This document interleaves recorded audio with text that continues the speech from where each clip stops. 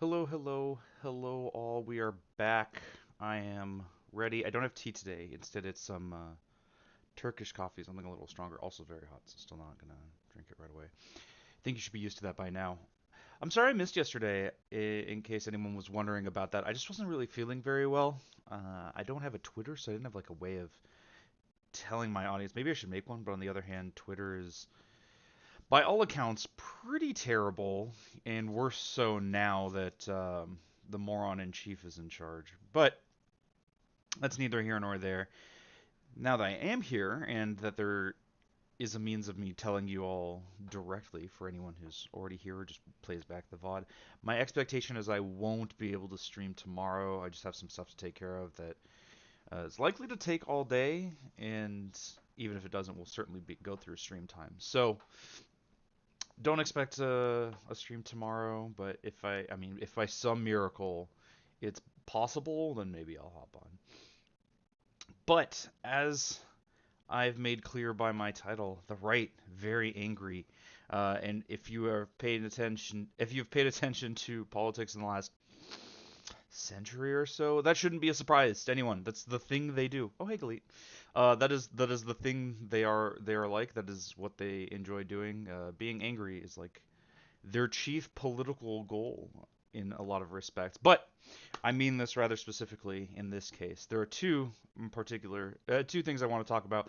One of them is extremely minor but hilarious to me. I finally started getting some right wing trolls on my channel. It's fantastic. Some guy impotently angry at like leftism. Oh, I forgot. I wanted to call this leftist drivel because he was just so mad about it. It was hilarious to me.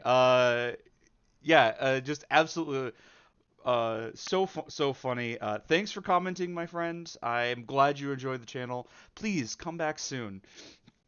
But the other thing I wanted to talk about was uh was more relevant. And if you'll give me a moment to bring it up, there's a story going around wherein the short version.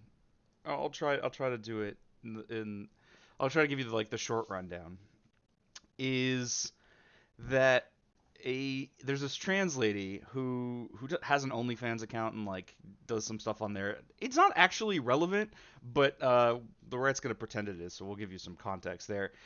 Uh, Making the rounds on Twitter because she having been on hormone therapy for some period of time, uh, is lactating and breastfeeding her child. I don't know what the circumstances are with the kid, if like, but I just as far I just know it's like it's her kid and is breastfeeding, and the right is very angry at this in ways where, for real, I won't spoil it. I've seen a little bit of it, and it is very funny the methods and the avenues in which they've chosen to get mad about this. So I do want to talk about it.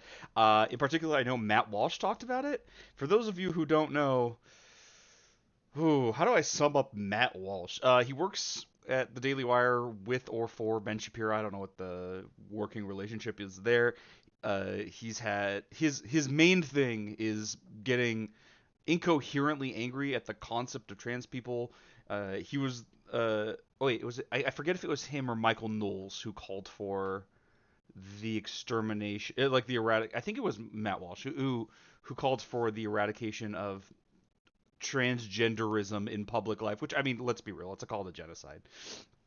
And he's got a book, he's got a children's book, which, given what has been coming out of it from him, is pretty creepy. He's on record as being like, listen, 16-year-olds getting pregnant is only a problem because they're not married.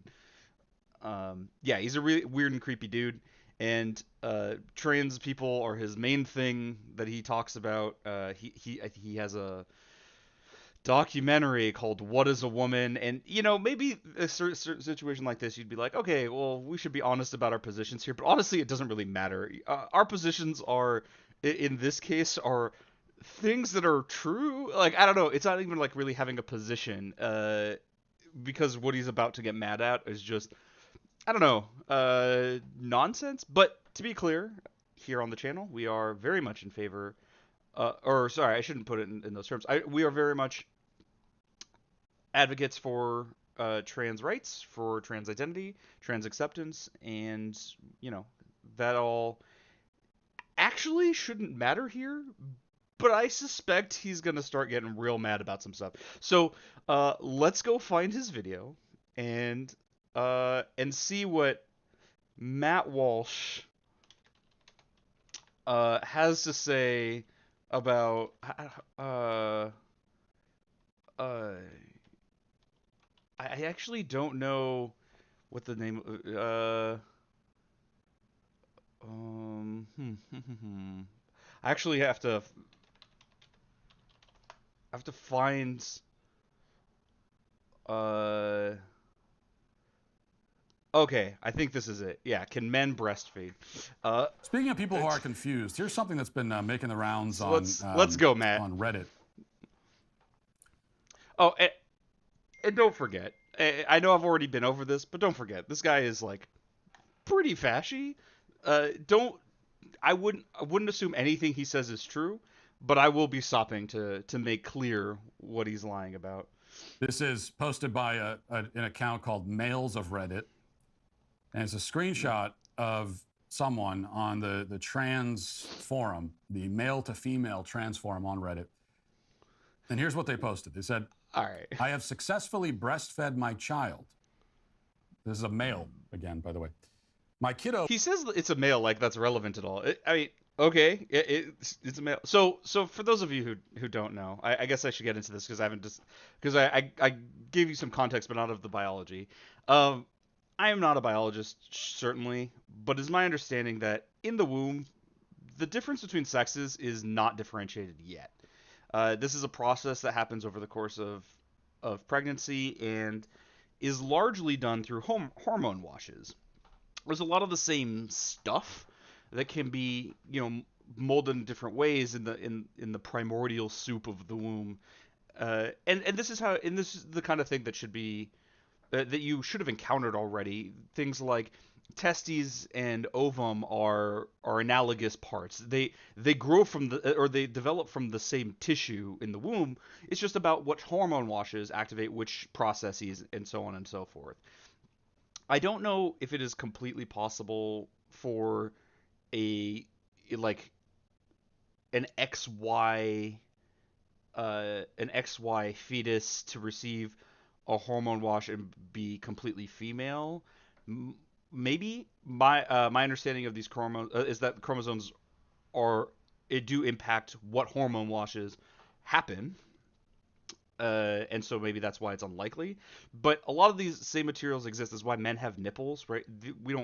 Men don't use them for in the same way, or I should say males don't use them in the way that females do. They have a purpose for females, but the materials are there, and so this is a thing that happened. Oh yeah, Amazon came. I was born last week, and I was the first to breastfeed her. My partner and I gave her. They are recognizing the sex of their daughter, so that's something at least. he's so desperate for something. He's like, they recognize that sex is a thing that trans people are very aware of, and is kind of the whole thing why there is medical transition. But okay, sure. You got to look for the glimmers of hope where you can find them. Yeah, all right. Look for something to get mad at. My partner and I gave her 40 hours of continuous skin-to-skin after she was born. But after months of preparation and trying, I was able to breastfeed my own kiddo from my breast. It's a wild feeling. It made me over the moon happy. She's a cutie. So it's absolutely fantastic that this person... Oh, this is not the right story. This is from 6 months ago. Hold on. This is not the right story because this happens. Oh, I saw this in the. I saw Vosh talk about this. I wonder if there's a link to the. No, he doesn't have it. Oh no, this is the wrong story because this is like very very new. I guess we can watch it. But this is not the story I thought it was. It's the same basic idea. Speaking of, all right, they are recognizing the sex of their daughter. My partner and I, and trying, I was able to breastfeed my own kiddo from my breast. It's a wild feeling. It made me over the moon happy. She's a cutie. And then there are screenshots of a bunch of comments saying that, how wonderful all this is. The religion of leftism is anti. Okay, never mind. He just mentions the thing. I want to find this video because, oh no, is it not? Where was this video? Was this just on, was this just on Twitter or something? Because I know people were talking about it.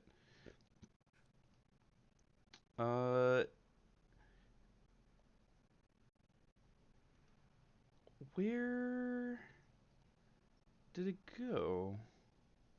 Okay. Let's just see if I can find it in this video because it is very funny how mad he gets, and I do want to talk about the related discussion. All right, YouTube, you want to help me out This here? was something Wanna that I work? wasn't initially. Okay. Let me find the portion where he talks about it. Thank you for finding it, Vosh. Is it just on Twitter? Because I know he mentions it. Okay. Straightforward. I do appreciate the honesty. Oh, girl. OnlyFans account in order to satisfy this deranged divine Okay. fetishes. Matt, Alright. what's up? Let's see what on Matt an has to say incredibly about it. cuddly cow, bovine. Yeah, so she does OnlyFans stuff, and she like does cow stuff on that. I mean, not for me, but whatever. People like it. Oh, I forgot to turn on the fan. One moment. Not exactly for, but it doesn't really matter. And of course, the right is acting like this is grooming, and we'll get to that. How sad does someone's life have to be for them to actively seek out something to be mad about? Yes, it's insidious fear mongering politics, but I can't warn it. Yeah, I mean, okay, so I guess since you got here a little bit after I talked about it, we'll go over that. So for public, I'm wondering, do they want to breastfeed? I mean, I have no idea. I have no idea. That's maybe I didn't understand your question, Amazon King. How sad does someone's life have to be for them to actively seek out something to be mad about? So we actually started with that. Part of the first part I got to is I already have some. I got my first right-wing troll in my comment section. I was very happy about it. It was very exciting to me that someone is finding me to get impotently angry about. But yeah, maybe are they? I have no idea. No, there's some hints of that because people are talking about it being like a very sexual thing. And it's like, do they think breastfeeding is sexual? Like, this is like, it's a little weird that you think that. By the way, note in the background the little baby Matt Walsh plushie. Not weird, not strange at all. If a trans person did this, they wouldn't hesitate for a moment to call it grooming. But all right, Matt, let's go. Fetishist OnlyFans account in order to satisfy this deranged desire. When a real mother breastfeeds her child, it is a loving, life-sustaining act. Yeah, I don't know. It's like the implied contrast of trans people who do it for their sick jollies who like don't care about feeding the child. I don't know. It's very weird. Take that, something that is good and life-giving, fetishize it. A mother breastfeeds her child for the sake of the man for his own weird desires and proclivities. The well-being of the child is irrelevant. How great it is to induce lactation in men, as Naomi and his... Oh, this is all chopped up. Damn, why can't I find... All right, I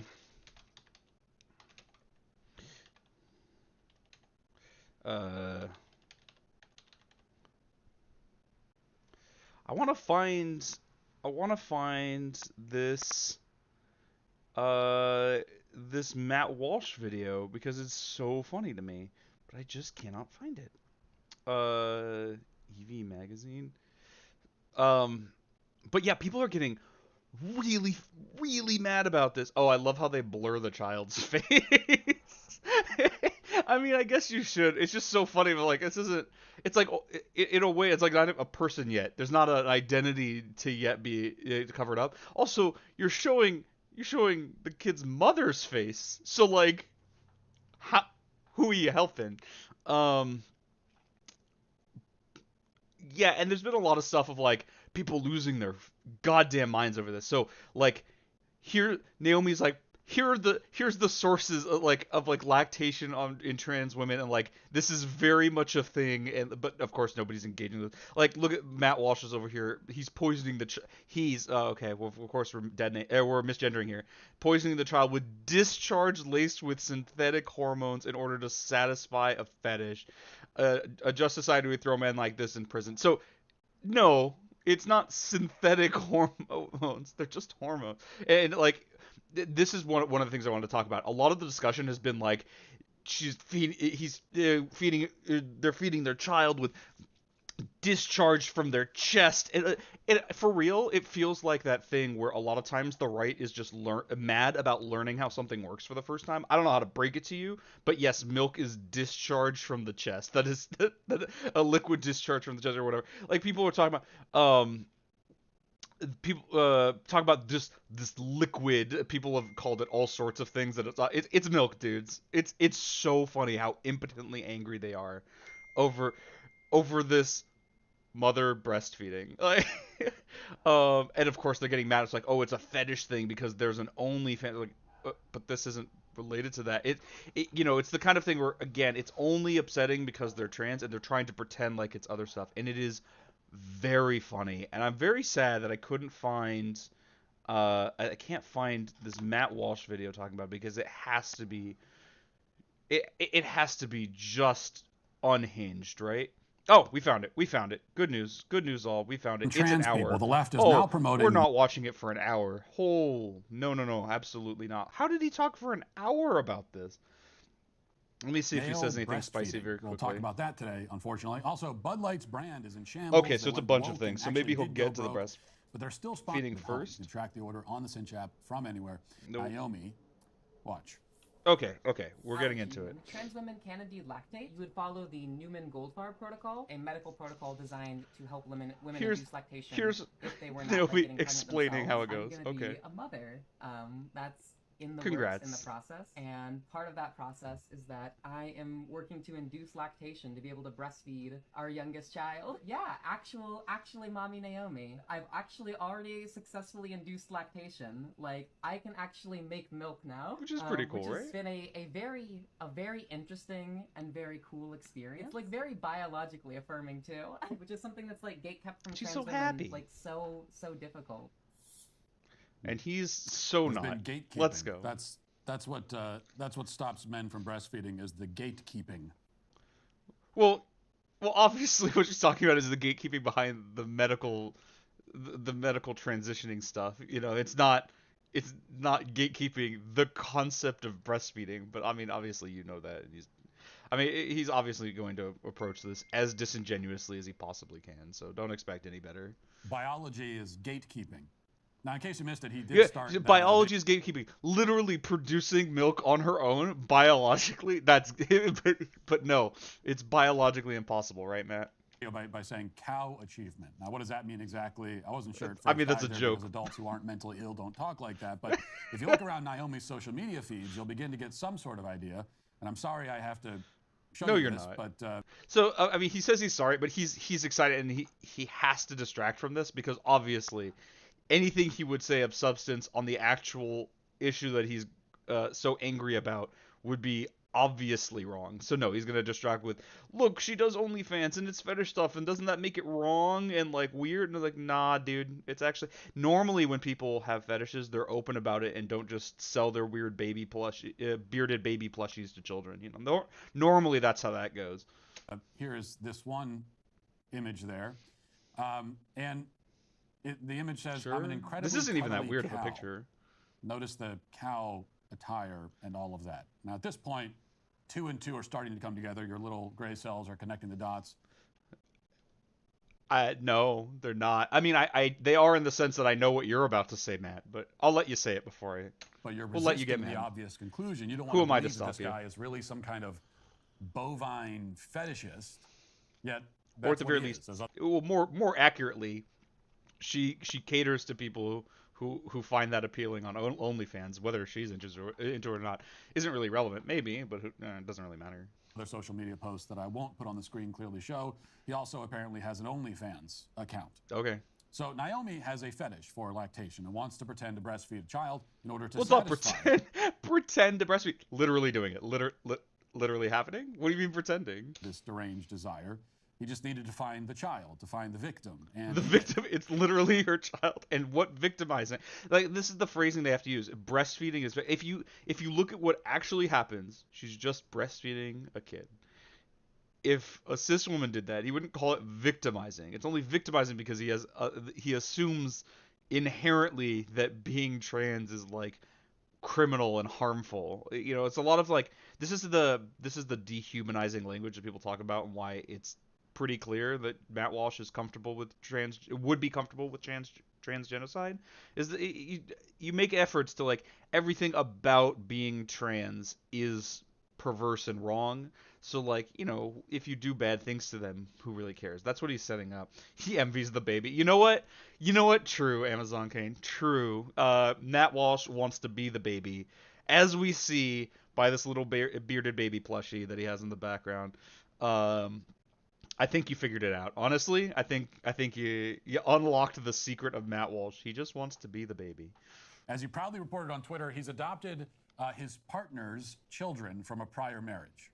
Of course, he claims that as a quote-unquote... And of course, the non-stop misgendering is really important for him, like to delegitimize but to delegitimize at every turn is par for the course. Trans woman, he really is a mother, and therefore it's perfectly natural for him to breastfeed.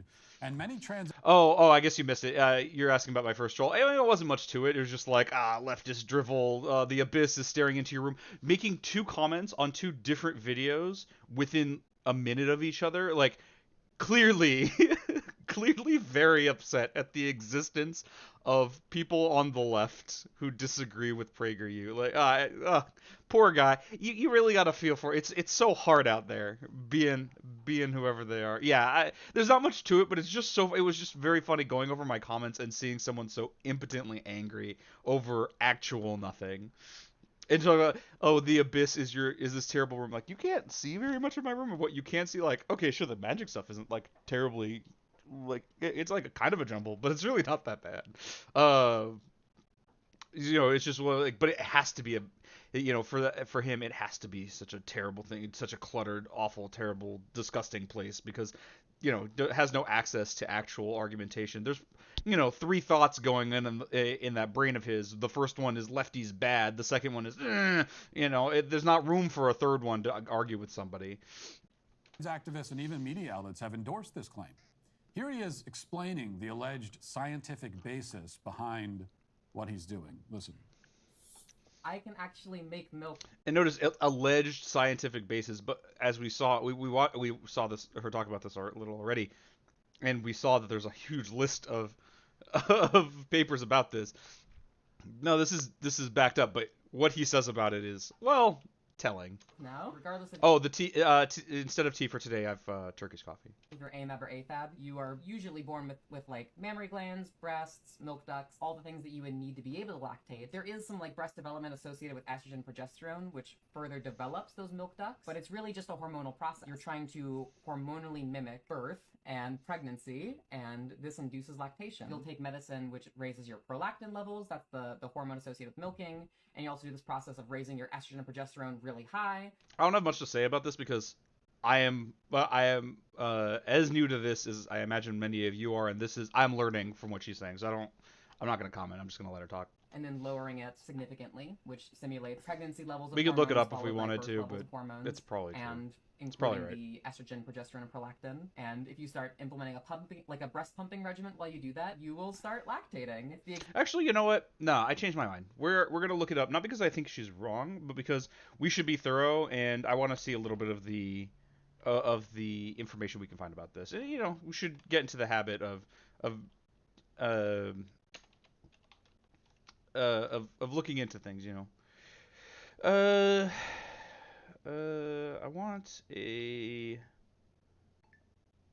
I would like okay, here's International Breastfeeding Journal.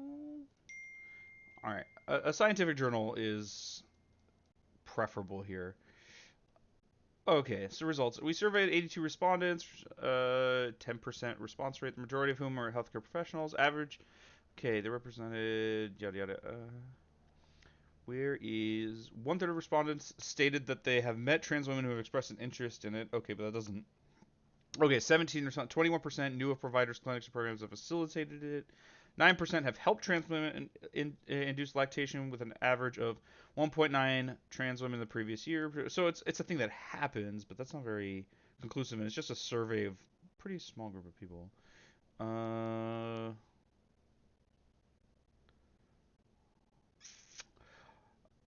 we can start towards the top. I was hoping to find something more in the way of scientific papers. Not that these are necessarily untrue, but it'd be, with a lot of these things, people like to pretend like it's not real. Okay. It seems to be a thing, but I'm trying to find a. Let's see if we can find a study.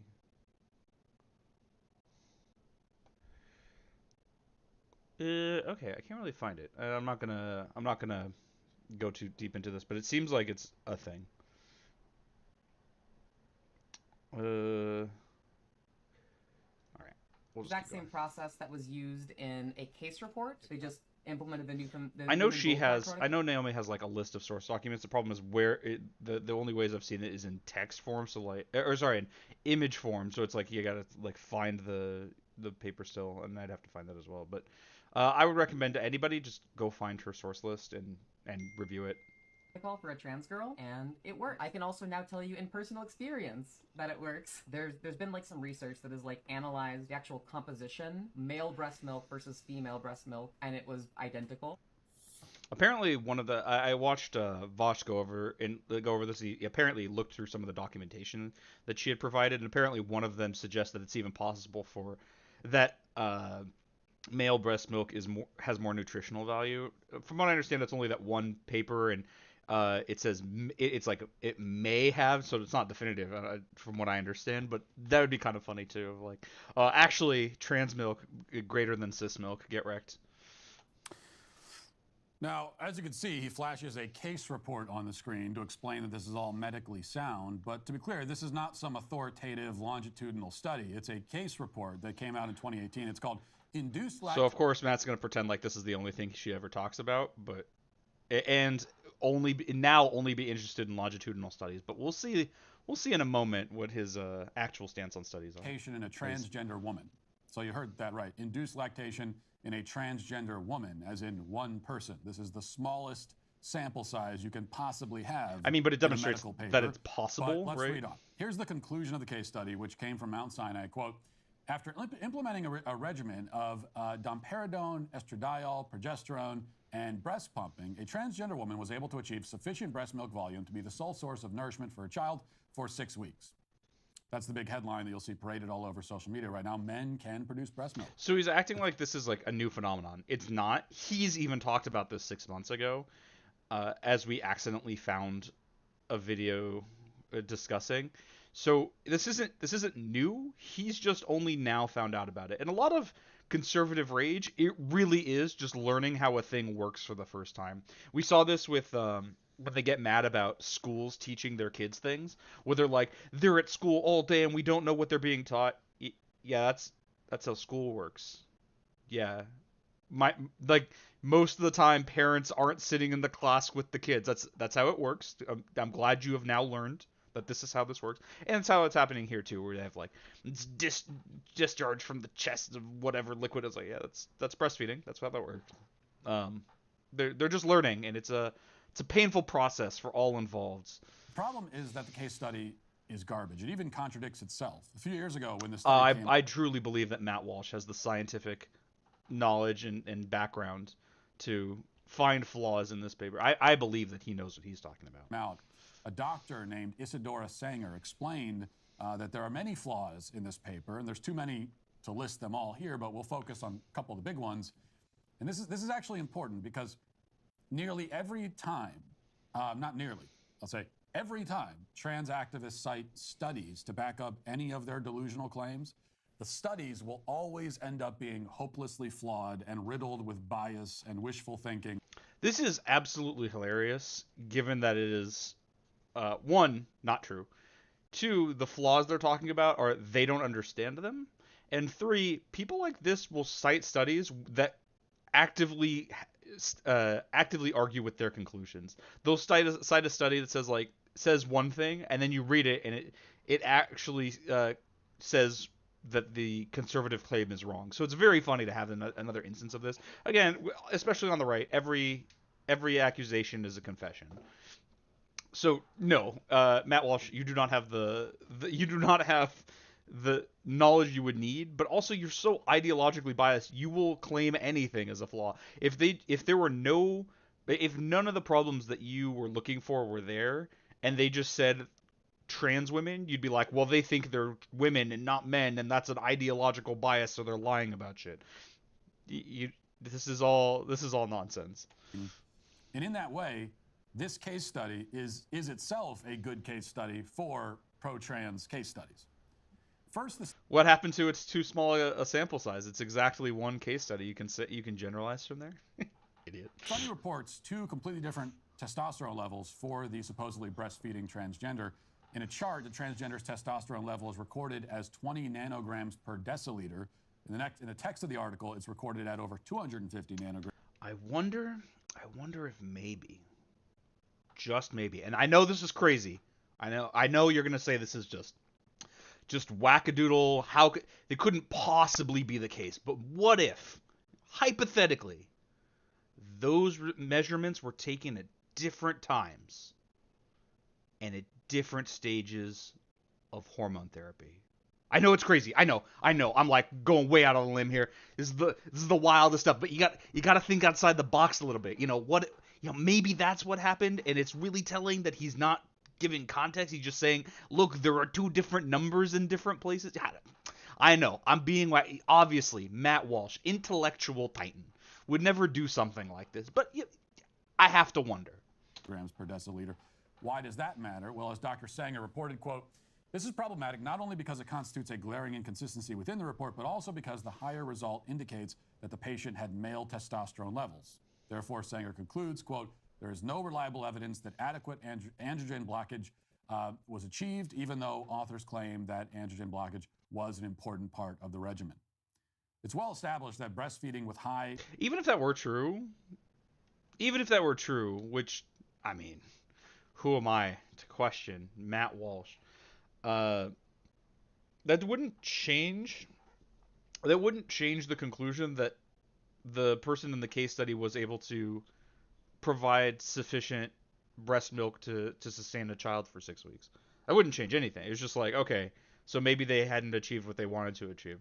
Which, again, like he's almost certainly lying about this. And I would go look it up, but if you'll notice, there's no, he doesn't want to talk, even here, doesn't want to say anything about, his sources or anything. That's oh no, I lost my place. I was at like 6 minutes. You can't rely on the problem on the level is recorded. Nearly androgen blockage. Okay, we found it again. Was achieved. But yeah, like obviously he's not gonna cite the thing. So I like he wants me to go find it to prove he's wrong. I think it's easy enough. I think it's more reasonable to just be like, nah, if it were, that's probably not true. And if you really wanted us to look at how it's not true, you would show it. You would cite the paper. Even though authors claim you would that link to it androgen somewhere. blockage was an important part of the regimen. It's You have an well hour-long established that video. You breastfeeding can't with like put a high note. Testosterone levels can cause all kinds of complications in children, including precocious puberty. But here, the authors at Mount Sinai apparently had no problem allowing it, which raises a red flag that we'll get back to later. The second big problem We'll get with back the to case why study he's raising that flag. is that the when he authors say gets the to it. patient received a drug called domperidone to induce lactation. This is a drug. I forgot that approved Matt for Walsh is a medical expert. So we're going to get into his expertise here. To treat reflux, not to induce lactation. And there's a good reason. It can cause severe cardiac problems in infants. It's another thing. Yeah, it's interesting that they would give an adult a drug that causes problems in infants. Yeah, it's so wild that an adult would be receiving this drug, not an infant, if it's a problem for infants. They're not giving it to the kid, Matt. the infant isn't getting it. And from my understanding, the breast milk that was produced wasn't given to any infant. They just wanted to see if it were a thing. So I mean, maybe the implication is it's in the breast milk, and therefore, if a child were to drink it, it'd be bad. But but he has to demonstrate that part, and I'm guessing the medical experts conducting this study know a little bit more the Mr. Maddie Walsh over here. And with the trans activists and with gender ideology regularly. Lots of different drugs are being used off-label in ways that they are not intended to be used. Like the chemical castration drugs given to children. So off-label is a thing that I think people need to understand a little bit better. Any use of a drug that is not for its intended use is considered off-label. However, that doesn't make it ineffective in that end, or that it's necessarily an incorrect use of this. One notable example is Viagra. Was initially intended, I think it was like heart pressure medication. I forget exactly. It was something completely separate from what its current use is. But then they noticed the side effect, and so for a long time, it was being prescribed off-label to people with erectile dysfunction, and to solve that problem, because it's known to be effective in that way. Being off-label doesn't mean you can't use it that way, or that it's like wrong or immoral to do that. It just means that that's not the intended use by like the research and whatever, but it often has additional effects. I think similar is true with something like aspirin, because that is, as I am, if I'm not mistaken, it is a blood thinner is the intended use, but we use it as pain relief often. That's a thing it does, so it's fine. Children. These are off-label drugs that are being used in ways that they're not supposed to be used. And that's why with this drug, neither the US nor Canada allow domperidone to be used for inducing lactation. The CBC explained the risks in a report. Watch. Effie Liusu says without 120 milligrams a day of domperidone, she might not be able to breastfeed her daughter. She's gaining weight properly at the right rate. And I have to say, I'm pretty thankful for domperidone. But Health Canada has issued a warning about the medication, saying it's linked to higher risk for abnormal heart rhythms, even sudden death, if a person takes more than 30 milligrams a day or is older than 60. Oh, okay, so there's potential risk to the person taking it. I assume in this study, because this is how studies work, that the person being studied was given an informed consent document where these are the risks, this is what could happen, and I'm sure it was monitored and made for her well-being so that this wouldn't happen. But it's that being a risk doesn't mean it's like doesn't make it like wrong to administer, or like wrong to take, especially because it seems like the risk is to the person taking it, the person who can have informed consent, as opposed to the child. If it were a problem for the child, that'd be a different issue. Domperidone isn't All right, approved in the United States, and the skip FDA past has his specific little padding thing. domperidone to say risk for abnormal doesn't specifically. Another case study these activists cite. What we learned from that is that this Mount Sinai case study about how great it is to induce lactation in men is actually promoting the use of a drug that endangers infants. So notice the lie right there. That's not what I mean. First of all, we don't learn anything from you, Matt Walsh. But like, notice the outright lie. Even in what he was showing, it said that it's a risk for the parent, not for the child. I mean, I know I skipped a little bit there, but they had already discussed the risk and moved on. They would have said it was a problem for the child there. Maybe I should back it up just to be thorough. But no, it's a risk for the parent, not the child. All right, fine. I can't help myself. We'll watch the rest of it. I was hoping to skip it, but then he lied about what it said. Domperidone isn't approved in the United States, and the FDA has specifically warned mothers not to take it. In Canada, the drug is an approved treatment for stomach problems. So what we're on the Health lookout Canada for warns is patients risks to should the stop child. taking it and get medical attention right away, only if they have symptoms such as heart palpitations, dizziness, fainting, or seizures. So even here, it's saying it's only a problem if you get these side effects, and that's only for the parent. The warning doesn't specifically mention breastfeeding mothers because Health Canada hasn't approved domperidone for that use. So what we learned from that is that this Mount Sinai case study about how great it is to induce lactation in men is actually promoting the use of a drug that endangers infants. I like stuff like this. It is it's pretty fun to me. I like stuff like this because it's a rare instance where we can see the lie in action. It's not the like veiled, we'll pretend like it's true and we'll like hide the information where if you look it out you'll see it, look for it, you'll see that we're misrepresenting or yada yada, etc. No, I'm gonna tell you one thing, show you something that says A, and say therefore it's actually saying something else entirely. It's saying B. It's a that news story said this drug is a risk to the parent. He says it's a risk to the infant, and therefore Mount Sinai is endangering infants. It's just riling up the base through outright lies. And by the way, it's not just Mount Sinai that's endorsing the use of domperidone, even if it kills newborns.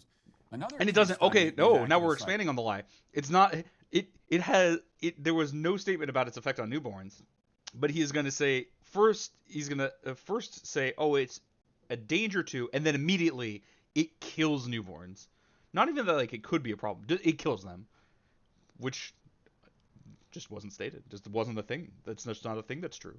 Right, which came out just a few weeks ago, actually, involves the same drug. It's a UCLA study called Lactation Induction in a Transgender Woman.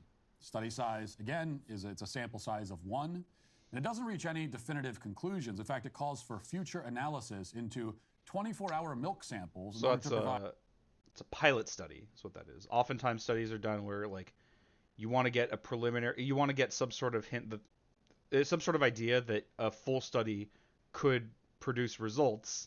So you do it on a smaller scale because there's no point if there's not anything that if there's no reason to think that a larger study will provide any useful information, it'd be kind of a waste to do it. Now there could be reasons like maybe that was like a one-off or like it was a mistake or something. Maybe you could do additional pilot studies, but you want to. It's basically like a proof of concept study. Like this could be a thing. More investigation is required. That doesn't make it illegitimate. That makes it a pilot study. That makes it grounds for additional research that could demonstrate more than what this pilot study was able to. A quote, detailed assessment of macronutrients. But this case study also involves administering domperidone, which again isn't allowed in this country because of how dangerous it is to infants. It's not dangerous to infants. So let's get back to the Mount Sinai case study because it gets even worse. The study makes it clear that the man in the case study isn't just on domperidone, he's also on anti-anxiety drugs, which can cause serious problems for infants during breastfeeding. But the study never mentions if the man stopped those meds before supposedly breastfeeding. It wouldn't really matter because no child is going to ingest this breast milk. They're trying to see if it's a thing that could happen. And in a full study, not a pilot study, they might control for things like that. This is not what they're after, so it doesn't matter if they did, but he's going to act like they're just okay with anything going into the mouths of infants. But no, this is a study. No infant is likely ingesting any of this. Instead, the case study says that this man managed to produce 8 ounces of milk daily and was, quote, the sole source of nourishment for a child for 6 weeks. Oh, never mind. Well, as Dr. Sanger explained, it's clear that that's not enough breast milk. A 5-pound baby needs at least 4 more ounces than that. So how did this work? The study never says. Probably through formula. Yeah, the study doesn't say because that's not what the study is about. There's probably a formula that they're feeding at home. There's probably observing a person doing this and be like, oh, okay, well, like she can produce 8 ounces a day and then like the rest is probably supplemented otherwise. The implication of course is like, well, they're trans, so therefore they're definitely abusing their child and not providing enough nourishment. But that's just not what this study is looking at. I would look into it, but again, we don't even know what this study is. I just want him to get to the point that I know he gets to. As Sanger writes, quote, this raises serious concerns about the authenticity of the entire report. In other words, it could all just be made up. Let's just assume, for the sake of argument, that the baby got enough. Also, no, it does not mean it could all be made up. This substance coming out of this guy's chest really is. The substance coming out of it's called milk. Yeah, it's called milk. Milk is what it's called. You can argue that there's like other like the drugs that they're taking are making it into the milk and contaminating it, but it's milk. Like that's just what the substance is. I don't know if anyone told you. You're too into children to not know what milk is, Matt. You definitely know. Still doesn't make the artificially induced fake breast milk into the same thing as it's not fake, right? It's still being produced biologically by a person in the same way. It's still breast milk. Breast milk. As Sanger noted, quote, mother's breast milk in the context of pregnancy isn't the same as drug-induced milk production in a man, nor is the breast milk static in composition. Oh, I'm glad she said that. Mother's breast milk do you have a reason for that, or? It's loaded with vitamins and fat, then it transitions days later into a vitamin-rich composition. Did that happen with this guy? The authors of this case study didn't measure any of that. which is a pretty Because big it's a oversight. pilot because normally, study. when males start discharging liquid from their chests, which is something that has been known to happen, Again, this is what I meant. Like they're learning what breastfeeding is, discharging liquid from their chest. Yep, that's what breastfeeding is. it's a sign of a significant medical problem. It's not something you'd want to drink. Starvation, for example, can cause spontaneous lactation. That was observed in the concentration camps in World War II. So maybe at this point you're saying, well, I trust the researchers from Mount Sinai. It's a reputable institution. Or maybe you're wondering, how is it possible that a study from researchers at Mount Sinai could be this terrible? Or Well, as always maybe with this you kind of don't thing, understand you what can't you're rely talking on about, the source or anymore. lying about. Peer-reviewed doesn't mean anything given the state of medicine. All right, I'm gonna back that So up I because did that check. was What is that was what I It's wanted not to get something to. you'd want to drink. Starvation, for example, can cause spontaneous lactation. That was observed in the concentration camps in World War II. So maybe at this point you're saying, well, I trust the researchers from Mount Sinai. It's a reputable institution. Or maybe you're wondering, how is it possible that a study from researchers at Mount Sinai could be this terrible? Well, as always with this kind of thing, you can't rely on the source anymore. Peer-reviewed doesn't mean anything given the state of medicine. So I did check. So that's what I wanted to get to. We're at the point. So it's already been the case that to believe the things that the right believes, you have to invent reality around yourself instead of looking to what is true. And because ultimately, reality does not skew rightward as far as what it supports. And so we're getting to the point now where they're open about saying what they have been comfortable believing for a long time. We saw this a lot in the last couple of years in particular. But you can't trust science. You can't just only believe. You should believe what your heart tells you, and it doesn't matter what people who know better say. Look, there are problems that a person who doesn't know what they're talking about, think exist by looking at. There's this case study from Mount Sinai. I am sure is very long, and he pointed at two numbers. These aren't the same number, therefore the whole thing is wrong. Maybe you're wrong about this stuff, and by maybe I mean you definitely are. And if you weren't, if reality backed up your positions, you'd be able to point to something, anything that demonstrated your position. But it doesn't. Ultimately, he's just wrong about it. And why should it matter, right? One of the questions that you might be thinking, like, why should it matter whether trans women can breastfeed? Because remember, people like this, they have this, like, as much as they pretend like it's about producing the large gametes, or it's about your chromosome, what they actually think is, no, women are the ones who can do reproduction, who can give birth, who can breastfeed, yada yada, etc. Breastfeeding is not a necessary part of that, but it's associated in a very like lizard brain, like these go together type thing. So if trans women can breastfeed, it jostles that part of them of saying like, oh no, like that's a woman only thing. This is why they're so furiously angry about this, and why they're willing to condemn the whole of academia and science in order to reject it, because on the gut level they're like, no, it's impossible, and I'm angry about it, and so I gotta throw it all out the window.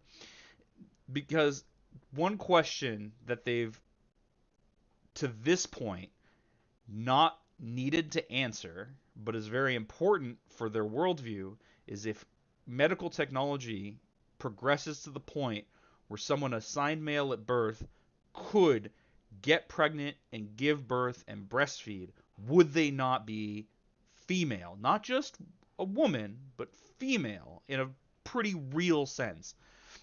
And you could back up to like, well, their chromosomes, but like ultimately, the things that we associate, the differentiation between male and female in species tends to be about the role in reproduction, and if someone can fulfill that role, are they not just a woman but female? And the problem they have is that they have staked themselves so much on the conflation of sex and gender that if that line gets crossed, if the bridge between male and female is truly crossed, in a lot of ways it is, by the way, and a lot of people have spoken about it more clearly than I. I feel like I'm implying that it is definitely not the case that sexual transition is at some level possible. I don't know enough about it to really comment. I would direct you to Abigail Thorne from Philosophy Tube, who discusses this a lot more thoroughly with a lot more education on the subject than I have. I just mean to I want to talk about like full unambiguous sexual transition and not talk about like aspects that change. I want to say like even to the point of being able to reproduce as we would expect females to reproduce, and the role they take there. That's what I want to focus on.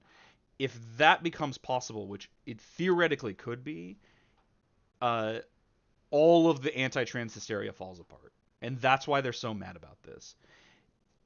They're seeing pieces of it fall into place in ways that they can't argue with, because people can argue like, okay, some aspects maybe in some ways a trans woman might be female in a way that she wasn't before, in this way that's a little more fuzzy, but being able to breastfeed, that's pretty concrete. Being able to give birth, which as I understand it is not yet possible, but theoretically maybe it could be, would be very concrete, and and of course they'd back up to something else, because obviously the transphobia isn't coming from any actual reasoned position. They didn't come to this conclusion by being like, well, logically, this is how. No, they just think it's gross, and they're just disgusted by it and think it's degenerate, and so they make up reasons why it might be right. What we're getting to is they have staked themselves so thoroughly on this reason that they're right, which is that sex and gender are the same thing, and that sex is at present immutable, neither of which are correct. And now we see stuff like this, or I shouldn't even say now we see, because this has been happening for just the brief look that we did for evidence of this. This is not new. Maybe it's new that it's being so backed up by research. I'm not exactly sure, but like now it's coming to their attention. I'll put it that way. Now that it's come to their attention, they can't reckon with it, and this is why there's been a lot of backlash. Naomi, from the little I've seen about this, has been pretty great about handling it. Of like, okay, here's all my it's not just out of nowhere. Here's all my studies, and like taking some amount of it in stride. I am sure she is receiving a significant amount of harassment, and that's really terrible. And lest we think that this is some reasoned position and not literal, just like they're just Nazis. She's been getting a lot of shit for being Jewish. She's also not Jewish. Like, that's just kind of a thing. Like, they're just mad, and they're just like, what's a thing to be mad at? Jews! And so they're lashing out at her in this way, and that really sucks. And I'm really sorry that that's happening to her. But I am very happy that Matt Walsh is this mad about it. And hopefully, this is simply impotent anger and not the groundwork for, well, wouldn't be the totality of the groundwork, but isn't additional groundwork for actual genocide, which people like this definitely are fans of in concept. Yeah, and so hopefully we can continue to just laugh at this and not look at it as, and not see like this was the on the road to camps or whatever. But I enjoy that he's just so mad about this thing, which, like, even if you're anti-trans, which don't be, this shouldn't really matter that much, but it does matter a lot to them. Let's let him finish it up, and then we'll find something else to talk about. One of the authors of this case study is a trans activist and former sex worker named Zill Goldstein. He's very active on Twitter, where he's actually come out and explicitly... So he's mentioning... So notice what he feels is relevant to mention about this person. It's not like he's not going to mention that they have these degrees or these credentials or whatever, or they have this education. He's going to mention they're a trans activist, delegitimizing because, like, he agrees with the degenerates that Matt Walsh thinks trans people are. And the sex worker because he like, oh, that's icky and gross. Again, just pointing at what people like this would call degeneracy. So he can delegitimize through implication. Well, let's see what he wants to say about it. Said that non-trans people shouldn't be working on research about trans people. So Zill Goldstein, if you haven't guessed, is himself a man pretending to be a woman, which means that Oh, okay. So we're dead naming and misgendering. Cool.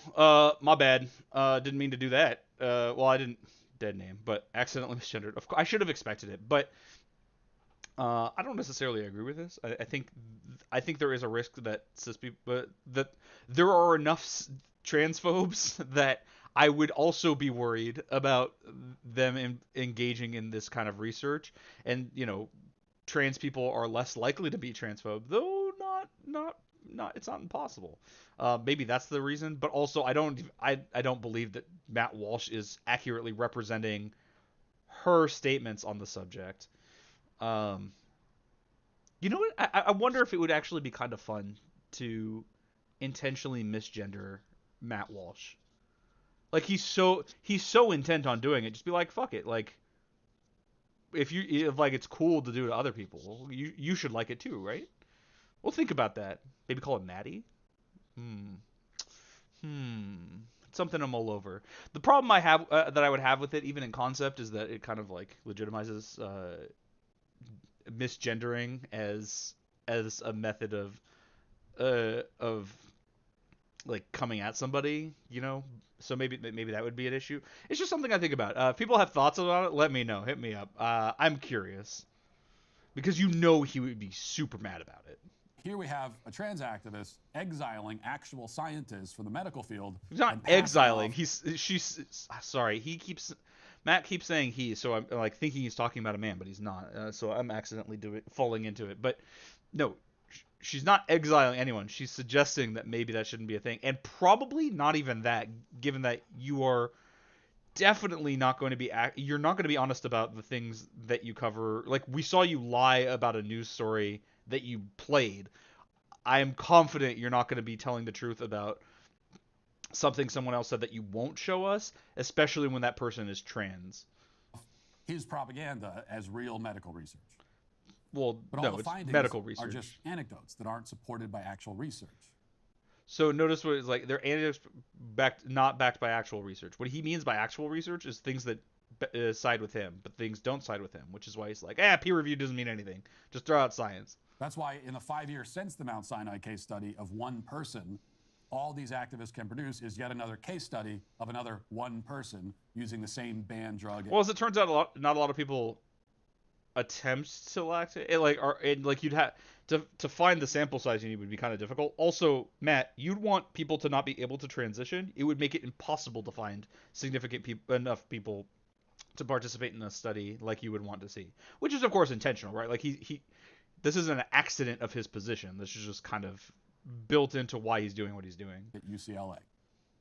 But in medicine, as in media, everyone's too cowed, literally it turns out, to stand up to this nonsense. The Lactation Network, which connects families... Too cowed to stand up. You and your ilk will not shut the fuck up about this stuff. What are you talking about? You won't stop. But no, nobody is able to speak out against this thing that I'm using my national platform to take issue with and just like at a camera about. With lactation consultants has this on their website, quote, "Can I breastfeed if I was assigned male at birth? Yes, you can. You don't have to have ovaries or a uterus to breastfeed." All of that is true. There's no data to support that, as we've established. Well, no, you haven't established. There's lots of data to establish that. Salon agrees, quote, because the thing is like that he can't notice that he's not able to even he's not even able to consider as a thing that's real, is that even if you think these studies are flawed, these trans women still produced breast milk. Even if you think that that's like corrupted or whatever, or like degenerate because it came from trans people, it's still breast milk. It's still clearly a thing that's possible and happens. So, and the follow-up, like the clarification, like you don't need ovaries or a uterus to produce breast milk, that's also true. If there was a cis woman that maybe for a genetic abnormality was born without those, or because of medical procedures or whatever, didn't have ovaries or a uterus, they might still be able to lactate. And he would have to agree with that. So like the clarification was not what was like the clarification there was like it was pretty correct. I don't know if he was even really arguing with it, but maybe he will. Because remember, to him, being a given gender is totalistic. You know, it is head to toe. Women have uteruses. I mean, some don't, but they do. You know, it's this very like wishy-washy like concept thing of like women are like this, and if they're not, well, okay, that's an abnormality, but trans women can't be like this, even if they are like it. You know? Individuals with biologically male breasts actually do have the ability to lactate. Colorado Surrogacy, which pairs parents with surrogates, has this on its website, quote, "Men can breastfeed too." They're very excited about it. So this whole saga, as weird as it is, reveals a lot about trans ideology. Mainly that it's intensely narcissistic, What? and it is primarily interested in normalizing bizarre, harmful, Here it is. fetishistic behavior. He's upset that it's normalizing degeneracy, right? Like that's basically what he's saying. He's not going to use the word. He's going to say like bizarre, whatever. But like, he's upset that it's being viewed as normal. Well, I'm sorry, buddy. It really is. It's pretty normal. It's really not that weird. You know, they're constantly telling you to accept these medically induced marvels without any scientific basis. So I want you to substitute in other things that fall into this category and realize how ridiculous he sounds. Medically induced marvels, you should accept it. So like pacemakers, like would you lose your shit over glasses, for example, Mr. Matt Walsh, with the glasses on your face? And without medical no, it has it. You just don't understand the research and are going to dismiss it because it justifies things that you don't like. You already rejected the concept of peer review, so don't act like you have some science, like some I'm losing the word here. Some considered scientific position. Still not We actually know if a baby can be sustained healthily on the, quote, milk from a male. Well, No. we're working on that. What are the that's the next long-term step. effects of That's why you ingesting have a synthetic pilot study. hormone-laced nipple discharge? They don't know that either. So let's assume he's correct about not knowing this kind of stuff, and I would assume that it's better known than he is willing to admit, in part because people are already doing this and like their doctors aren't calling child protective services over doing something really dangerous. But even if it were the case that we don't really know, the second study he mentioned is pretty clearly a pilot study. We should do more research and investigation. But he wants that to stop, right? He thinks it's impossible from the outset. He doesn't want the information because information would work against his worldview. He wants instead to simply claim he's right, have no one challenge it, and if they do challenge it, well, they're degenerate groomers or whatever else. Oh, that was another thing. People elsewhere, I was waiting to see if Matt Walsh would talk about it, but it seems like he won't. We're calling Naomi a groomer because there's this idea that like, well, she does OnlyFans. The child's not there, even though people were accusing her of putting the child on the OnlyFans. And therefore, and like, is a trans person, therefore the breastfeeding must be sexual in nature, which is really weird. No, it's not. And like, but what they mean by grooming is, I was gonna say being around children, but they don't really mean that either, because trans people just existing, they call it grooming, like because a kid might see them and think it's okay. Basically, what they mean by grooming is being trans, and we're using this term because we know we do it a lot. There's a bearded baby plushie in the background. It's really weird, Matt is on record saying like, listen, 16-year-olds getting pregnant isn't a problem as long as they're married, unstated to me. But they want to use the term grooming to like delegitimize it at some level. They want it to mean being a degenerate, quote unquote, or like talking about things they don't like near children, or possibly not. And it distracts from things like the actual grooming and the actual sexual predation that happens in the places that they tend to like. The most common places for children to be abused are the home, the church, and I forget what the third one is, but those are like the two big ones. But they don't have problems with priests being around kids. Because they don't actually care.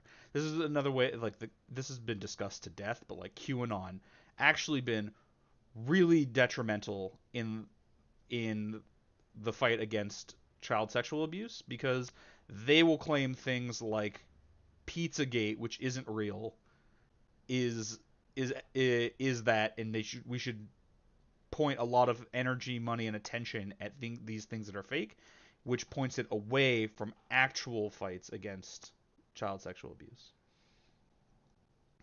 This sums up the entire medical and scientific strategy behind the trans agenda.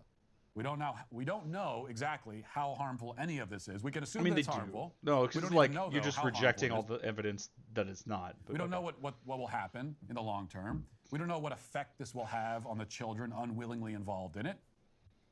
But do it anyway. Do it because it will make the trans-identified person feel good. So no, Trans it should be ideology, very as I've clear argued how for much he's years, lying, right? is narcissism made into a religion. When a real mother breastfeeds her child, Okay. I don't want to go on with this because I'm not going to have anything new to say, and he's just ranting at the camera, and I don't want to have to sit through it. It's at this point we have moved. This is there are like steps in the like reactionary, and I will even say fascist, quote unquote, argument strategy. There's a process to it. You begin with the thing that makes you mad to make you mad. Then you get to pseudo-rational justification, lying about studies or lying about news stories that we see, but pretending like you're being accurate to something, like there's some real-world connection. And even if that part doesn't happen, because oftentimes they pretend like this takes a lot of forms. Sometimes it's really anecdotal, and they'll just talk about a thing that happened, whether it's true or not, whether it happened the way it said it, or even if it was just like a thing that happened with them. They just want to talk. They'll talk about something that happened in the world, something to be angry about, and then it devolves into this screed of, therefore, rant against degeneracy or wokeism or trans people or science or whatever else, and there's not really anything of substance there. It's just riling themselves up and their base up. This is something that I remember hearing about from Innuendo Studios in one of their alt-right playbook videos. I love those videos. He talks about as I forget the term, but it's basically the state that people get into where they're just riled up and like ranting. If you've ever had the example he uses, actually, if you've ever had an argument at Thanksgiving with a family member where they start going off about how this is the greatest country that's ever been and it's their God-given right to, that's what I'm talking. Like it's inspiring that. So that's where we are in the speech, and I don't think it's worth covering. It's pretty without context. I don't know why this happens sometimes, where like I'll hover over the thing and it'll like jostle where it's positioned. I don't know. But I hope that was interesting to everybody. I found it very fun because they're so mad, and it's quite interesting. We've only been at this for about an hour, so I feel like we should do a little bit more. And while we're already talking about right-wing nuttery, I figured, why don't we finish with the PragerU video? We have one on our watch later. We can crack that off. I am very much reconsidering going back over these Lincoln Douglas debate championships, national finals or whatever, after what we saw on Monday. But we might still, please, I would very much appreciate in chat or comments thoughts on doing that in the future, especially if you've seen, if you were here on Monday or just watched the VOD about going over these. So please let me know. But why don't we do some PragerU? Why I don't want or deserve reparations, which my great-great-grandfather has to be spicy. By the way, a PragerU classic is we're talking about racism or reparations or some like racial issue in the United States. Get a black guy, because as it turns out, Tokenism is a big thing on the right, where as much as they'll yell that like wokeists think that if you're black you have a better right to speak on these subjects, they actually do kind of think that in or they do have that like liberal idpol like identity politics kind of approach when they do something like this. The subject of reparations is a political one. People should have should be able to come to conclusion on this and have relevant opinions irrespective of their race, but it should be respective of their arguments. Now, that said, we're always honest here, right? Honesty, it's important, and we should be honest about our positions. Reparations is a tough one for me, largely because I have generally encountered only caricaturized versions of what reparations should mean when people talk about it in any thorough sense. There are very serious proposals for reparations, and my opinion should be based on those. And in fact, having spoken about it, I'm going to look that up before we watch this video. We're going to look up what people mean by reparations, but I want to finish these thoughts. It is obvious to me that reparations should have been paid at the end of the Civil War, immediately upon the liberation of the slaves, which also didn't happen immediately after the end of the Civil War, as I was sad to find out from a really good video that I've linked previously from Knowing Better. But immediately doing reparations would have been a very good idea. And in fact, it was a thing that started to happen. But Reconstruction ended early. I won't get too much into the details, but Reconstruction ended early. In the short version is because Abraham Lincoln chose as his vice president a Southern slaveholding racist who became the president once Lincoln was assassinated and ended Reconstruction because like he didn't like what it was doing. He didn't like the idea that we should move away from the racism and the slavery that had just been fought against. And so a lot of that was rescinded. A lot of the reparations payments were rescinded. And it's my understanding that few, if any, people actually ended up getting the reparations. The difficulty I have with it in the modern day, and we'll look into this to see how legitimate this is not the ones that a lot of people might say of like, oh, it's white people expecting to pay for the crimes of the past. No, it's not white people who should be on the hook for reparations. And my understanding is that serious proponents would not suggest as much. It is in fact the United States government, because the government itself is responsible for allowing slavery to exist for such a long time, and in fact protecting it for such a long time. A debt is owed to its citizens, to the people, even if they weren't citizens, to the people that it has done wrong, and that should be rectified. That seems fairly reasonable to me. The problem I can imagine is pragmatics. It is now so far removed that it has become a lot more difficult. This is why it should have happened immediately. However, the further we get away from it, the harder it becomes. The further into the future we go without paying reparations, the harder it becomes to do, which only justifies not doing it more, which I think is not necessarily correct. And like to whom it should apply, and yada yada, etc. However, there are serious problems that have come about due to the inequity that was so thoroughly solidified through the institution of slavery. And I don't hate the idea of rectifying that. I like the idea of rectifying that as much as possible. At a minimum, what I would be on board for, this is like even in my like most I'm not so sure about reparations mood, at a minimum what should happen are policies that help people who are basically in the lower economic strata, people who are poor, which because of the inequities of the past and present would disproportionately help people whose ancestors were slaves. And so like it's a method, it's like a quasi reparations thing. That's a minimum, right?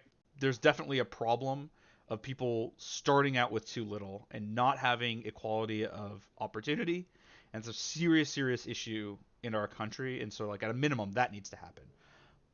But before we get into this, let's be thorough as I talk about. Let's look into what a serious reparations policy. I don't know how to find this, but we're gonna look. Okay, so the NAACP is probably a reasonable place to start. Um, let's see what serious proposals for reparations look like, and reevaluate that position. Now, I don't know. I think as of right now, I lean towards reparations we should do reparations as a country. I think that's the way I lean. What exactly that looks like is where I'd be a little unsure, but I'm also not a policy expert. And the people, I would defer a lot of those ideas to people who I know who know better. And the first few people who I think of that I know better are in favor. So I do lean in favor of reparations. I just I have some reservations due to practicality, and those are probably unjustified. So let's look into it a little bit. Reparations would involve a national apology. Yes, this should happen irrespective. I'm seeing this makes me go, oh, of course we didn't, but why didn't we? There should be an apology for slavery. Right to the cannabis industry. Oh, okay. I wouldn't have assumed that that's involved, but okay. Financial payment, social services benefits, and land grant to every descendant of an enslaved African American and a black person, a descendant of those living in the United States, including American slavery during the Jim Crow era. Honestly, this seems pretty reasonable to me. Even without specificity, this feels actually pretty reasonable. Making clear who we're talking about, and the understanding you have to remember is that a lot of wealth that people have comes from generational wealth, and a lot of generational wealth comes from property. As it turns out, slaves didn't have property, didn't have land in particular, and starting with nothing and getting to that point takes a long time, especially when a lot of people are accruing extra value simply by already having it. So, land grants seem pretty reasonable, especially if those land grants come from government land. This would be the kind of thing of like, okay, well, also nobody's getting hurt here. Now that said, someone getting hurt here isn't necessarily a problem. I don't like billionaires. They have, especially if a lot of that wealth came from owning slaves. I don't necessarily have a problem if you're like, well, a lot of this property, some amount of this property needs to be reappropriated. I don't know how legal that would be or if that is a good idea, but if it did, it wouldn't necessarily turn me off, if that makes sense. Okay, because slavery involved kidnapping. Okay, I want to see I want to see more specifics. Land grant of 40 acres. Each family of 3 or more individuals, parents and children, can get 40 acres until land. Actually, one of the things I like about this is it puts things in terms that are that incentivize more expedited action. As my understanding, that reparations in the first place was a guarantee of 40 acres and a mule to every slave, or former slave, I should say. I don't know if it was, or maybe it was family. I don't really know. It doesn't really matter. The point is, keeping that to the same, and now it's for each family of 3 or more individuals, is interesting in the sense of when you go, okay, well, this is so much more land than it used to be, because there are so many more of their descendants than there were of the originals. It's just kind of how being a descendant works. And so the sooner we do this, the easier this is, which is another reason why it should have been done in the first place. No taxes paid on property for 5 years. That seems fine. If taxes are not paid on the land or is taken from any of those given the first right of refusal, okay, sure. Social services. Due to the disparity of life expectancy, that the descendants of enslaved people should be eligible earlier for receipts of benefits of Social Security. This is the kind of thing where I don't have my opinion one way or the other is more like they probably know better than I do, and I'm like, okay, sure. I don't have a reason to think. I don't know enough about this to know if it would be a good or bad idea, and I'm happy to to trust an organization like the NAACP to know a lot better than someone who's looking into this the first time, like I am. Sure. Uh, and this is very thorough. I think I'll link this I think I'll link this page because it is very. It seems very clear what it's talking about, and I think a lot of people are underinformed on reparations, myself included. But having looked over this, I am more certain now. Now I'm comfortable saying, yeah, I think reparations should be a thing that happens. And even as I was talking about it before, my reservations felt unreasonable and more like caught up in the specificity. I wonder how much of that is just like, well, being surrounded by a culture that is like, no, you can't have anything. We didn't do anything wrong. Maybe that was contributing to some extent, but no. We're gonna be honest here. I think reparations would be a good idea and should have been done, but since they weren't, still need to be. So let's see. Let's see what Father, Silas what we got Burgess, to say came to for America you. shackled in the belly of a slave ship. He was sold on an auction block in Charleston, South Carolina, to the Burgess plantation. Orphaned by age 8, he was fortunately surrounded by elder slaves who, though physically chained, mentally envisioned themselves as free men. What the hell does that mean? Like, do you envision yourself as a free man, or you like hope to be free? This is the thing. I'm pointing this out because oftentimes, conservatives will pretend like slavery wasn't that big a deal, or like it was good for them because they don't live in Africa anymore, and now they got given Christianity and learned to read, even though the reading part was actually illegal for a long time before the Civil War, specifically to avoid slaves being able to find out about the Haitian Revolution.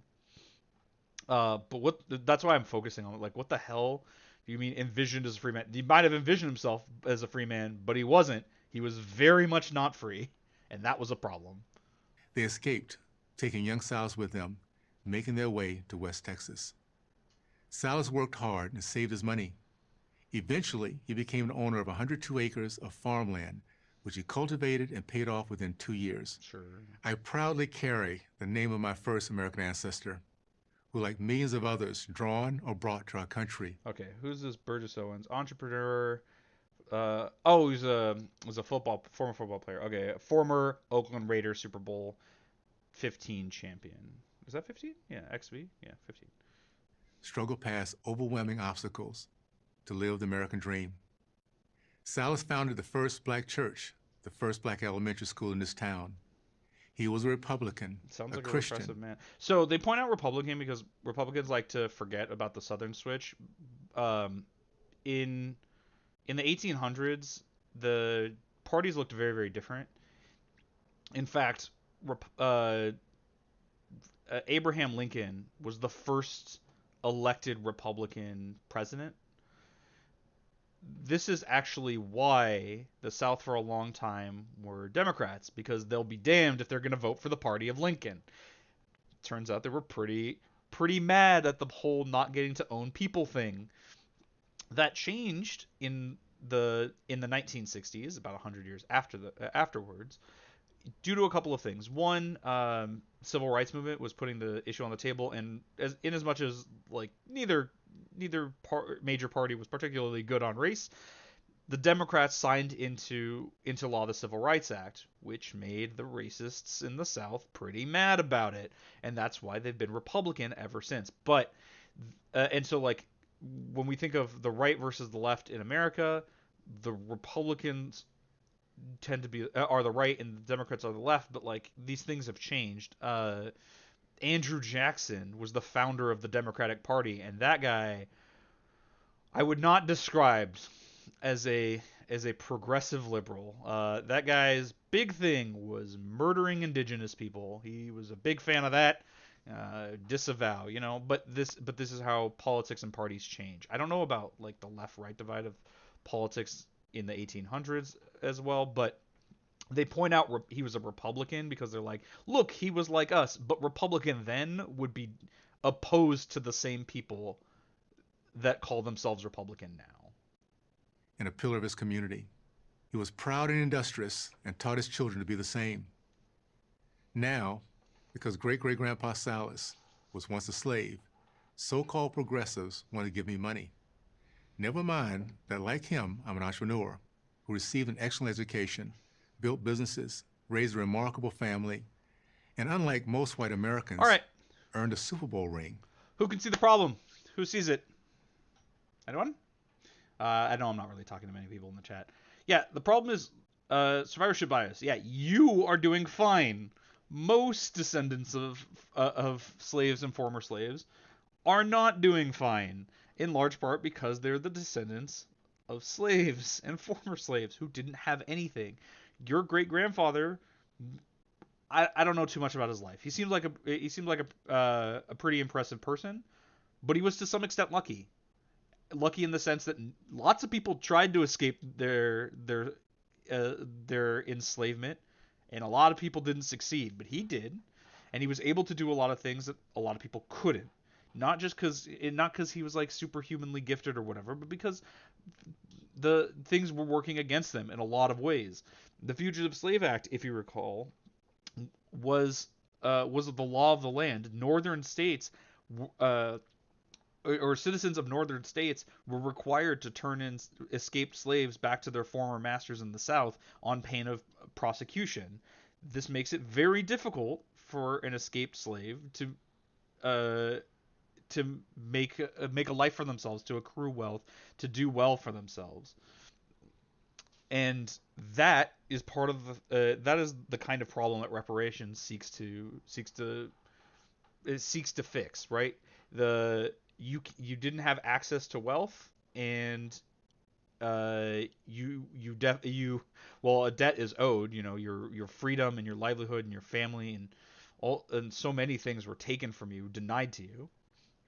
Let's give you a more reasonable starting point. And for what it's worth, 40 acres is insufficient for the totality of the harm caused, but it's something that needs to be done. It's at least a repayment, and it is also just good for everybody, for what it's worth. A country works better when its people thrive, and even if it wasn't like the country works better, it's good when people thrive. I wouldn't have a problem if every person who was poor was given some sort of means of like accruing wealth and doing better for themselves, irrespective of their ancestral ties to being enslaved. But these are people who have definitely been wronged, so that's why we talk about this. So the fact that your family is doing fine doesn't say anything about all families. But of course, it's why I don't want, and it's only going to, I expect only by implication are we going to say, therefore there shouldn't be reparations. Because of work I've never done, stripes I've never had, under whip I've never known, these progressives want to give me money I've never earned. So you personally were not enslaved, but there are repercussions to your life due to the fact that your ancestors were. Your great-grandfather seems to have done very well for himself, and like, good, I'm glad. But you know, what if he had started out with more than what he had? Couldn't he have? Maybe he could have done more with that, and he only didn't start with more because he was kidnapped from his home, taken to another continent, made to work without compensation, escaped, and had nothing, actual nothing. That was the wrong, and maybe for you, you don't feel the impact of that, but a lot of people do, because when their ancestors started with nothing, they had a really hard time getting more than that, especially those who were enslaved past the end of the Civil War, and there were people enslaved, not like prison labor, or we call it, or like ways. I mean, like actual, the same kind of slavery, in a lot of ways worse, were enslaved up until the beginning of the 1940s, and those people, in part, especially, definitely didn't have access to building a foundation of wealth. And that's the debt they're owed, right? That's what needs to be compensated for. That all these years of unpaid labor, in addition to the fact that their children now had the ramifications because history has consequences. As it turns out, it's not a coincidence that people with rich parents are rich. It's kind of how that works, actually. The fact that this money will be forcibly taken from others who also dreamed. So this is another misunderstanding. It's not forcefully taken from others. It's not going to the children of former plantation owners and demanding that they, pay however much money. It's the United States government doling out parcels of land, and the United States government is it needs to figure out how to pay for that. And now you might say, oh, it's the taxpayer or whatever, but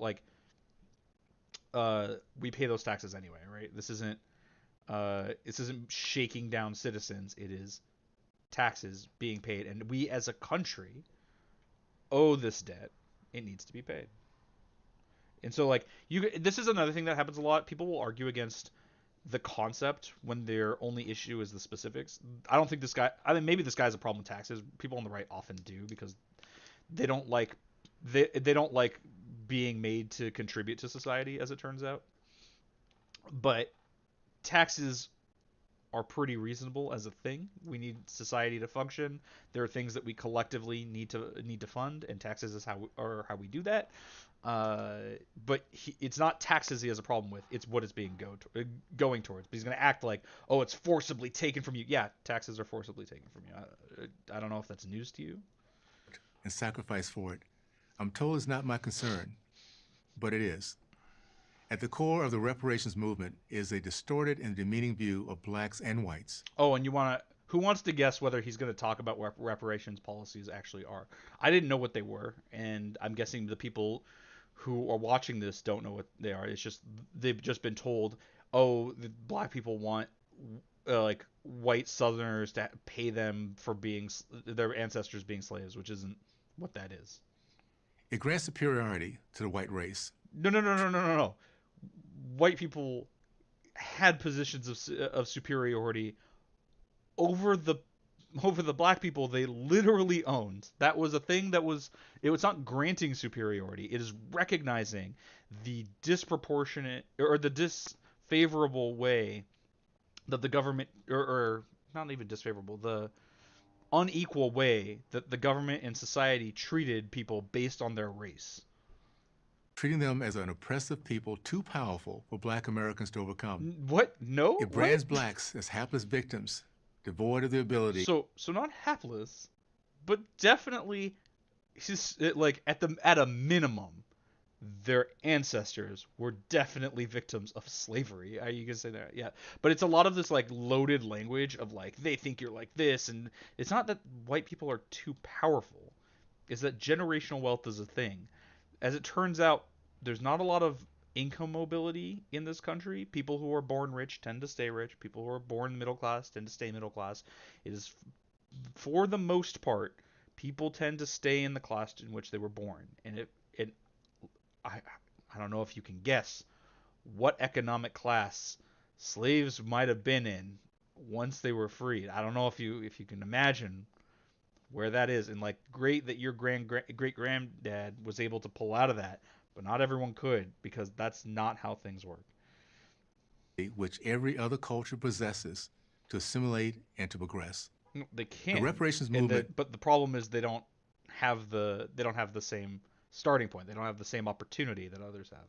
Conveniently forgets the 150 years of legal, social, and economic progress obtained by millions of American minorities. So 150 years is pretty inaccurate, right?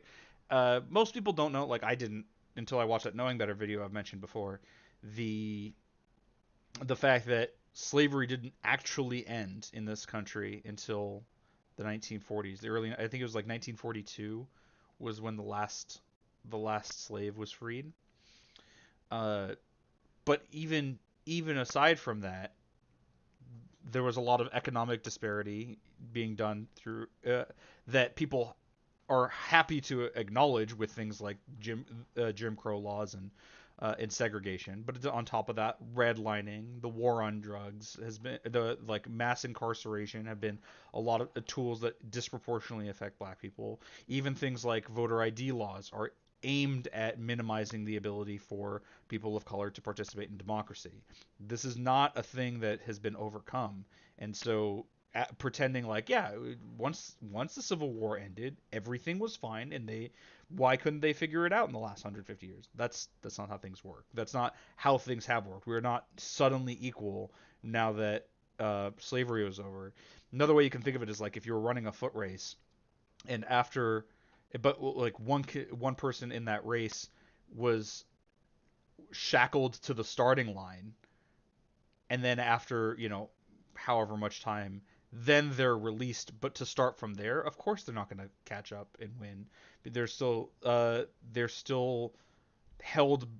They were still held back for so long. An equal starting place would be more fair, but that's not what happened. And so reparations endeavors to retroactively make fair the starting position, or try to bring people to a fairer starting position. And it endeavors to do so in a way that doesn't require the people who benefited from this inequality to suffer either, which is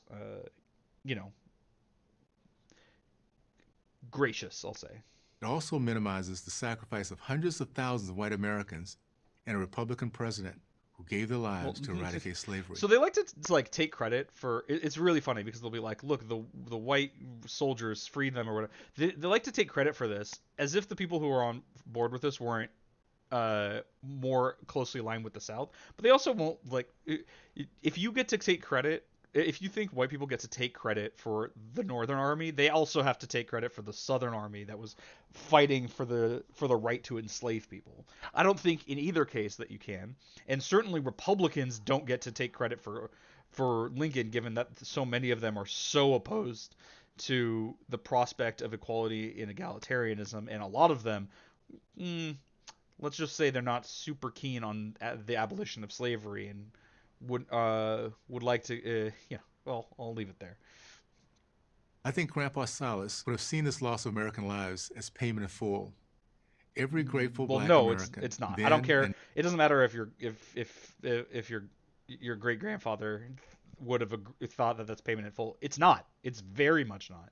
Because, okay, cool. Now, and for what it's worth, very important.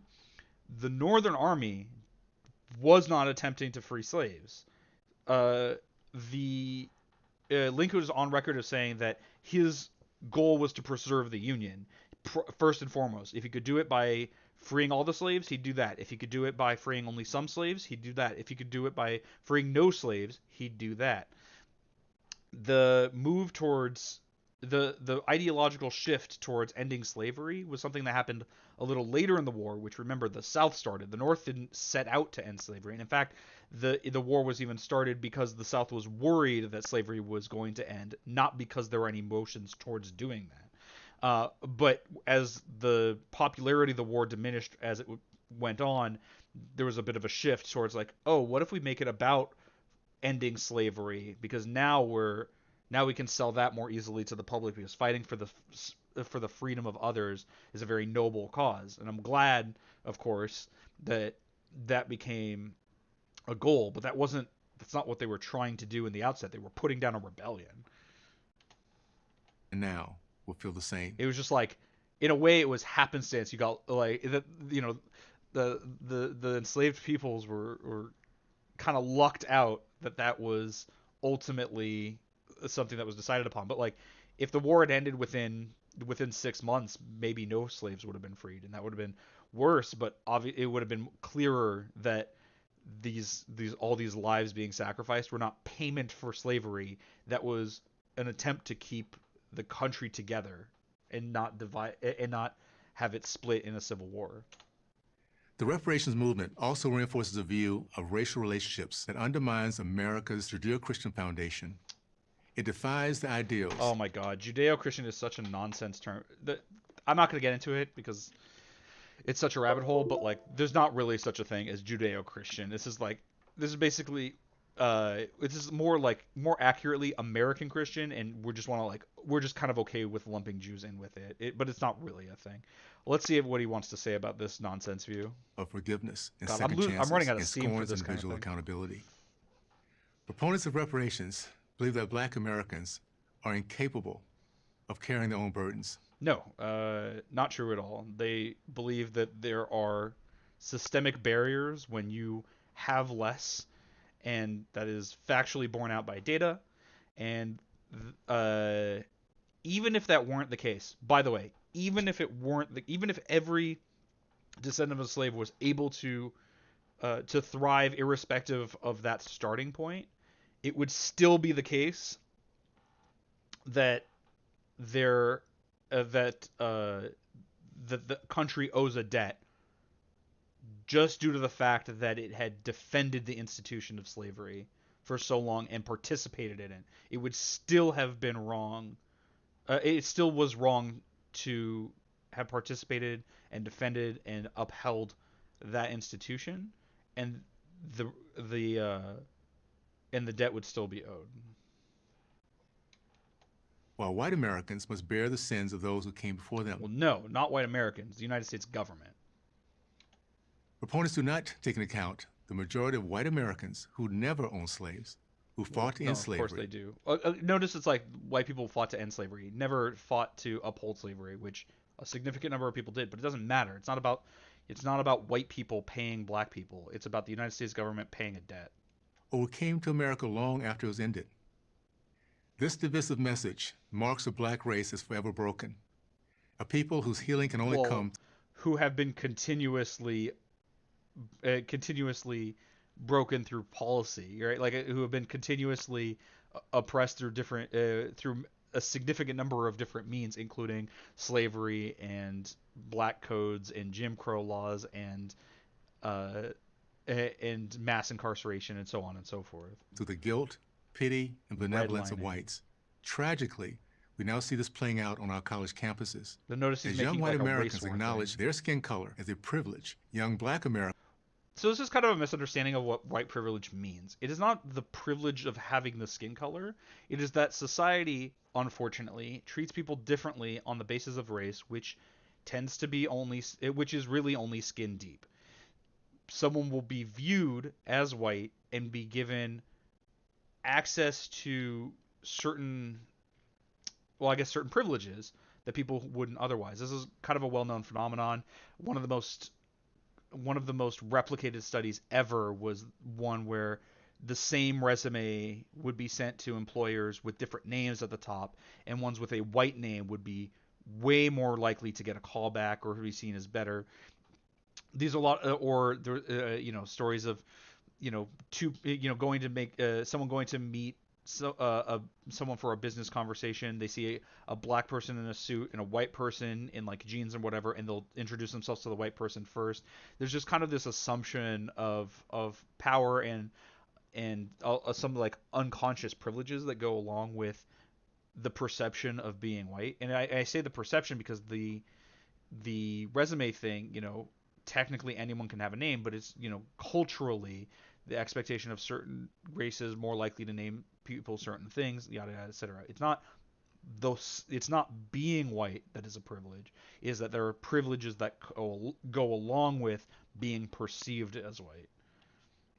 Americans with no apparent shame accept their skin color as one that automatically confers victim status. Well, it's not that it confers victim status. It is, just as there are ways that society views you based on being white in a positive way. There are ways society views you based on not being white in a negative way. Even if you want to call it, instead of disadvantage, not having this privilege, right? Like, it's not that you're being treated negatively, it's that you're not being treated positively. I don't really care how you put it. Maybe if it makes you feel better to put it that way.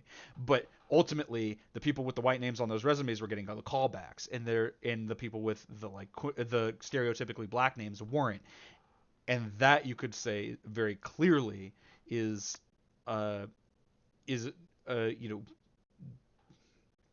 disadvantage on the perceived based on someone's perceived race. In doing Not so, to mention like things like redlining and Jim Crow. Like there are definitely cases where on the books victimization of people of color is a thing. This happens constantly. It's not always so esoteric, or I shouldn't even say esoteric. It's not always so like social. It's often legal. they seem unaware that this perception of blacks was shared by the 1960s Southern white supremacists of my youth. Those who seek reparations have accepted. So this is a conflation that is often done. Is that they'll be like, "Oh, you think you're lesser, and so do the white supremacists." No. That's not. It's not. It's a lot of conflation, right? It's that people who endeavor towards anti-racist policies and actions understand that there's oppression that people of color face, and lead them to have a disadvantaged position, whereas white supremacists will say like you're just worse. There's a difference between we're in a worse position and you're worse ontologically. They're not the same. The theory. But people like to pretend they're the same thing because they want to call anti-racist activists racist. They just want to say like, oh, you're racist because you think there are black issues. Like it's just a tool to delegitimize. That skin color alone is capable of making one race superior to the other. No, it's not skin. See, again, it's like this conflation. It's not people. Reparations activists don't think skin color makes someone superior or inferior. They think they think correctly that people are treated differently based on their skin color. That with no additional effort, values, or personal initiative, white Americans will succeed while black Americans will fail. Well, no, At its very core, I don't this feel it needs to, represents the condescending evil of racism. So this is the bigotry of low expectations, but obviously has misrepresented literally everything until this point. So it should be clear why this is nonsense. It certainly does not represent black America's potential. 40% of black households today live the middle-class American dream.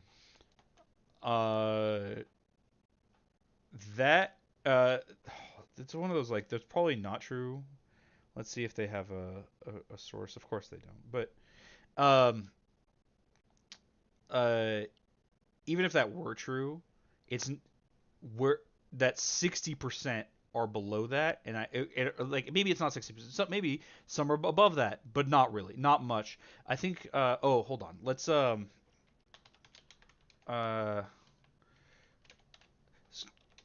So this is something I've encountered before: is the median household income by race, because it is very much not. Very much unequal. Okay, so in 2021, the median household income for white people is about $78,000, but for black people is about $48,000. That's much less, right?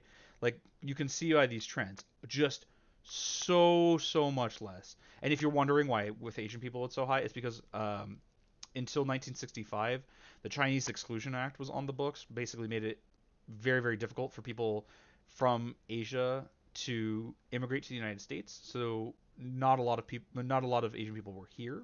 Once that was done away with, I think it was the Hart-Celler Act that was passed, suddenly they could immigrate, but as it turns out, crossing a big ocean like that is kind of difficult. So the majority of the people who were able to immigrate since then, remember they're going to be more recent immigrants since they weren't able to immigrate before the 1960s, are going to be wealthy, educated, so on and so forth, and often their children are the same because, as it turns out, wealth is pretty hereditary, especially in this country. There's not a lot of income mobility, so this is why it's so high. It's not, which also just says something about the like myth of the model minority. It's just a matter of like who's able to immigrate here. In a similar way, I think the most educated group of immigrants that comes to the United States are from Nigeria. It's just because who else could afford to move here from Nigeria? You can't just walk over.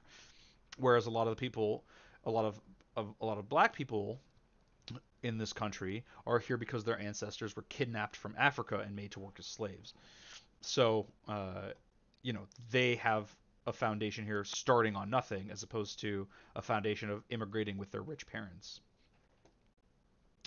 And you see like, okay, even if 40% are living the middle class lifestyle, which I don't believe, it's PragerU. It's probably not true. Clearly, the impacts of slavery are still here, because we see that there's that uh, the the rate of like the medium excuse me, the medium household income has been pretty consistent over time, about the same as any other, but much lower than everyone else's. It makes it seem like it's not the quality of the people, but the circumstances that they're in. There are thousands of black Americans among our nation's top 1%. I remember someone looking into this. There's an asterisk here about like finding the data. If I remember right, it was like just shy of 15,000, but this keeps scrolling as if it's like way more than what they're saying. But maybe top income earners, it talks about doctors, but not top in terms of wealth, but also in comparison to the number of black Americans there are, this is a pretty small number. Income earners, doctors, lawyers, engineers, and professors. Oh, something to note is like, for example, they're in the Forbes top 500, like wealthiest people, wealthiest Americans or whatever. There is exactly one black person. At least last I checked on it. And yes, that person's Oprah. Not to mention music, TV, film, and sports stars. Many of our society's most revered and celebrated citizens are black. The journeys So of this is these a little Americans bit of survivorship bias again, of like, oh, the people you hear about are doing well. Yeah, the people you hear about are going to be doing well because they're people you hear about. to wealth and prominence vary, like those of their white counterparts. But many benefited from having ancestors like Grandpa Salas, What if they didn't? What if they, like, okay.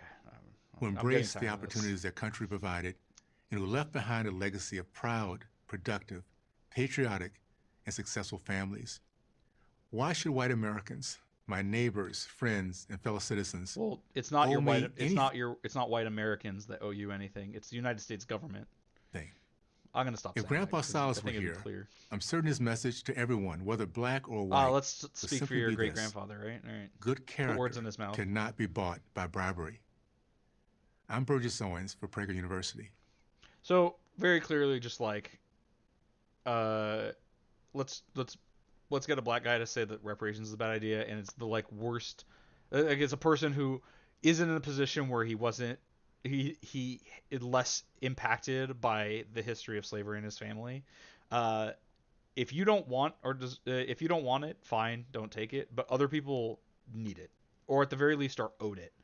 And none